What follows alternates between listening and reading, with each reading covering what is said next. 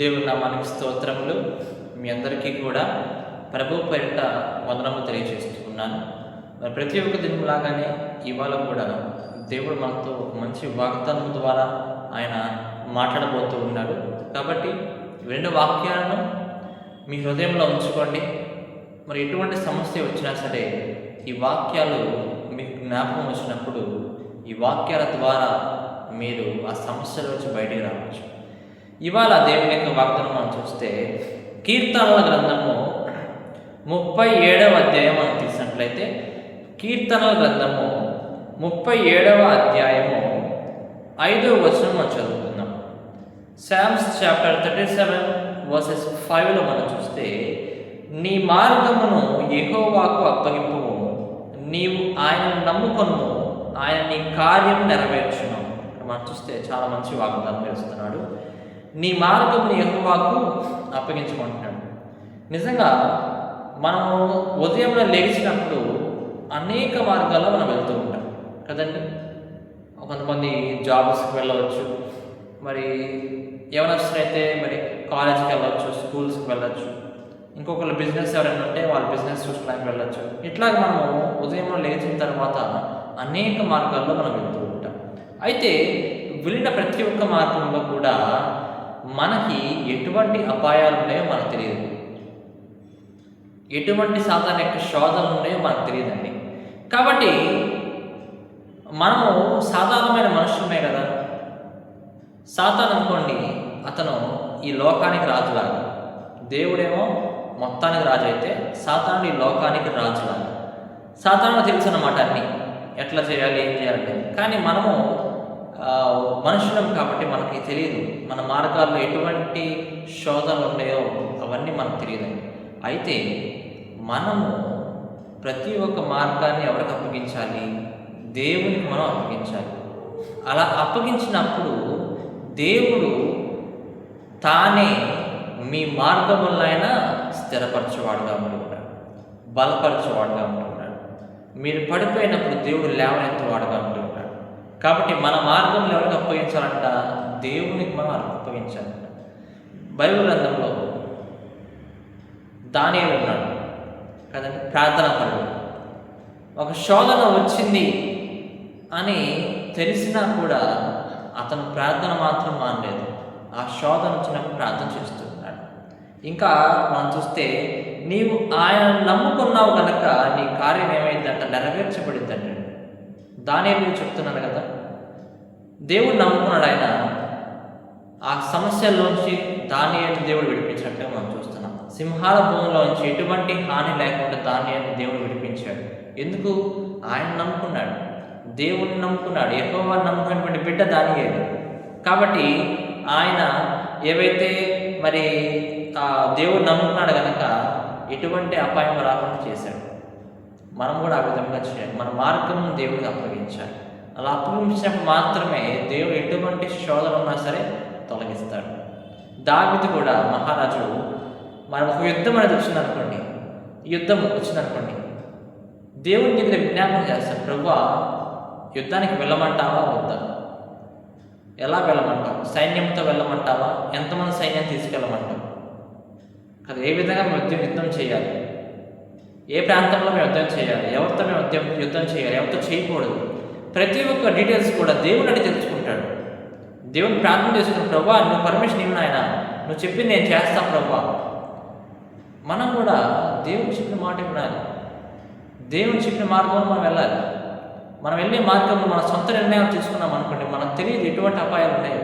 కాబట్టి దేవుడు చెప్పిన మార్గంలో మనం వెళ్ళామనుకోండి, దేవుడే మనం నడిపిస్తూ ఉంటాడు. దావీదు మహారాజు ఆ విధంగా చేస్తాడు. ప్రతి ఒక్కటి కూడా దేవుడిని అడిగి ఆయన యొక్క పర్మిషన్ తీసుకుని మరి చేస్తాడు. మన స్కూల్లో ఉన్నప్పుడు మరి పిల్లలు ఉంటూ ఉంటారు, ఇక్కడికి బయటకు వెళ్ళాలన్నా సరే టీచర్ పర్మిషన్ తీసుకుంటారు. ఆ విధంగానే దావీదు కూడా ఏం చేయాలన్నా సరే, ఎటువంటి పని చేయాలన్నా కానీ దేవుని యొక్క పర్మిషన్ తీసుకుంటాడు. దేవుడు అదే కోరుతూ ఉంటాడు.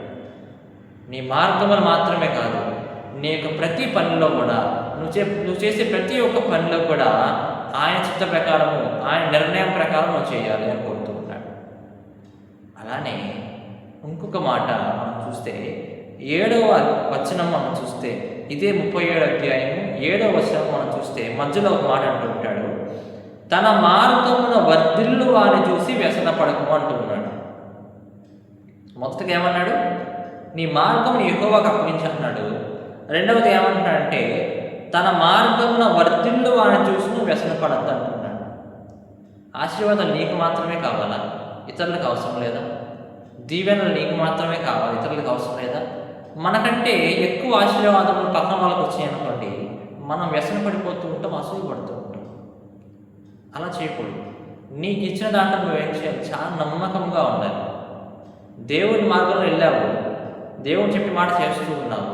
మరి నీ పక్కింటి వాళ్ళు కూడా చాలా విశ్వాసాలు మంచిగా దేవుళ్ళు ఎదుగుతున్నారు, దేవుడు చెప్పింది చేశారు వాళ్ళు కూడా. అయితే వాళ్ళు కొంచెం ఎక్కువ ఇచ్చాడు దేవుడు ఆశీర్వాదం, నీకు కొంచెం తక్కువ ఇచ్చాడు అనుకోండి, మనం చూసి ఏం చేయకూడదు, వాళ్ళని అసూయ పడకూడదు, వాళ్ళ మీద వ్యసన పడకూడదు అంటున్నాడు. నీ మార్గంలో యెహోవాకు అప్పగించాలి.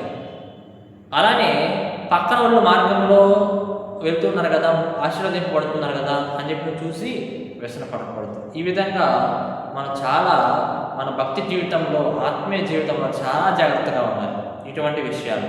ఎందుకంటే మనకంటే ఉదాహరణకు ఒక జాబ్ చేస్తున్నాను అనుకోండి, నేను నాకంటే ఎక్కువ శాలరీ పక్కన వాళ్ళకి ఇచ్చారని చెప్పి నేను అసూయ పడకూడదు. నాకు ఇచ్చినటువంటి శాలరీలో నేను నమ్మకంగా పనిచేయాలి. దేవుడు కూడా అదే చూస్తూ ఉంటాడు. నీవు అడిగావు, నీ మార్గంలో నేను సరళం చేశాను, నీ మార్గంలో నాకు అప్పగించావు, నేను మంచిగా చేసి పెట్టాను, ఇంకా నీకేం కావాలి? పక్కన వాళ్ళని చూసి నువ్వేం చేస్తున్నావు, నాకు కూడా అంతకంటే ఎక్కువ కావాలి ప్రభువా అని కోరుతూ ఉన్నావా? ప్రియార్థులారా, మన మనస్సులో అటువంటి దురాలోచన మనం తీసివేసుకోవాలి. ఆ దురాలోచన వలననే దేవుని యొక్క చిత్తం ఏంటో మనకు అర్థం కాదు. దేవుడు ఎటువంటి మార్గంలో వెళ్ళమని అర్థం కాదు. మనకు ఇష్టం వచ్చిన మార్గంలో వెళ్తూ ఉంటాము, వెళ్ళిపోయేసేసి అపాయాల్లో పడుతూ ఉంటాం, సాతానిక చిత్రం మనం చెప్పుకుంటూ ఉంటాం. కాబట్టి మనం ఏం చేయాలంటే దేవునికి మన మార్గంలో అప్పగించాలి. అప్పుడు మనం ఏవైతే కార్యాలు తలుచుకున్నామో అవన్నీ కూడా దేవుడు నెరవేరుస్తాడు. ఏమండి, ఒక మనిషి తన యొక్క మార్గములను ఎప్పుడు అప్పగిస్తాడంటే కనుక దేవుడిని నమ్ముకున్నప్పుడు మాత్రమే. అందుకనే ఈ మాట తర్వాత అంటాడు చూడు, నీవు ఆయన నమ్ముకున్నావు కనుక నీ కార్యములు ఏమవుతాయి అంట? సక్సెస్ అవుతాయి. నువ్వు నమ్ముకున్నప్పుడు ఏం చేస్తావు? నీ మార్గం దేవుడికి అప్పగిస్తావు. అప్పగించిన తర్వాత నీ విశ్వాసాన్ని బట్టి, నీ నమ్మకాన్ని బట్టి దేవుడు కార్యములు జరిగిస్తున్నట్టు వాడిగా ఉంటున్నాడు. మీరు ప్రార్థన చేయండి, ప్రభువా మేము వెళ్ళే మార్గములను చూడండి, వెళ్ళే మార్గంలో సరళం చేయండి ప్రభు, ఎటువంటి ఆటంకం లేకుండా చేయండి. నేను మాత్రమే కాదు, నా కుటుంబం ఎక్కడికి వెళ్తున్నా సరే, ఎక్కడి నుంచి వస్తున్నా సరే, ఎటువంటి కార్యము జరిగిస్తున్నా సరే, నువ్వు తండ్రి నీ దూతను కావలి ఉంచు అని మీ పిల్లల కోసం ప్రార్థన చేయండి. పిల్లలు పడిపోతుంటారు, అక్కడక్కడ తెలియకుండా వెళ్తూ ఉంటారు. అలా పడిపోకుండా ఉండాలంటే మీ ప్రార్థన వాళ్ళకి అవసరం. మీ ప్రార్థన పిల్లల మీద ఉండాలి. వెళ్ళేటప్పుడు ఎక్కడికైనా పిల్లల్ని పంపించేటప్పుడు ఒక చిన్న ప్రార్థన చేయండి. నేను నా జీవితంలో కాలేజీకి వెళ్తున్నా, స్కూల్కి వెళ్తున్నా, ఇప్పుడు జాబ్కి వెళ్తున్నా సరే, మా మదర్ కానీ ఫాదర్ కానీ వెళ్ళే ముందు ప్రార్థన చేస్తాను. చిన్న ప్రార్థన చేసి నా నుదుట మీద సెలవు వేసి పంపిస్తాను. ఒకవేళ నేను తప్పు చేసినా సరే వాళ్ళ ప్రార్థనలు నాకు అవి రక్షణగా ఉంటాయి. ఆ విధంగా మీ పిల్లలు కూడా మీరు చేసి ప్రార్థన చేసి మీరు వాళ్ళని బయటికి పంపించండి. అలాగే మీరు వెళ్ళేటప్పుడు కూడా ప్రార్థన చేసుకోండి. మీ మార్గాలు దేవుడు ఆశీర్వదించలాగున, మార్గాలను సరళం చేయలాగున మీరు దేవుని వేడుకున్నప్పుడు ఆయన ఎటువంటి అపాయం లేకుండా క్షేమంగా ఈ విధంగా అయితే వెళ్ళారో అదే రక్షణతో మీరు త్వరగా ఇంటికి చేస్తారు క్షేమంగా అని దేవుడు ఈ వాగ్దానంలో సెలవిస్తున్నాడు. దేవుడి వాగ్దానంలో దీవించి ఆశీర్వదించును గాక. ఆమేన్.